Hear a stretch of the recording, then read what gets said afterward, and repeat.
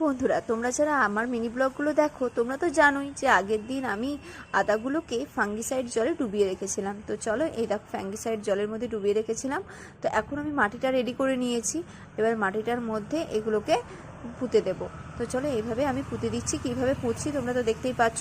যে দিকগুলো অঙ্কুর বেরিয়েছে সেই দিকগুলোকে উপরের দিকে রাখতে হবে, দিয়ে এগুলোকে সোজা করে করে পুঁতে দিতে হবে। তো আমি এইভাবেই পুঁতে দিলাম। তোমাদের কাছে যদি 3-4টে জায়গা থাকে তবে ভালো হয়, কিন্তু যেহেতু আমার কাছে আর এখন 3-4টে জায়গা নেই, তাই আমি একটাতেই সবগুলোকে পুঁতে দিলাম। আর এটা থেকে পরে কি করব সেটাও তোমাদের সঙ্গে আপডেট দেব। তো চলো এখন এগুলোকে লাগিয়ে নিই।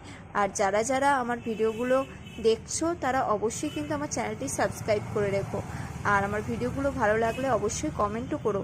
আর তো চলো, দেখো তোমাদের সাথে কথা বলতে বলতে আমি তো করে ফেললাম। আর এই যে ফাঙ্গিসাইড জলটা ছিল সেটাও এর মধ্যে দিয়ে দিলাম। তো চলো বন্ধুরা, আজকের মতো ভিডিওটা এই পর্যন্ত।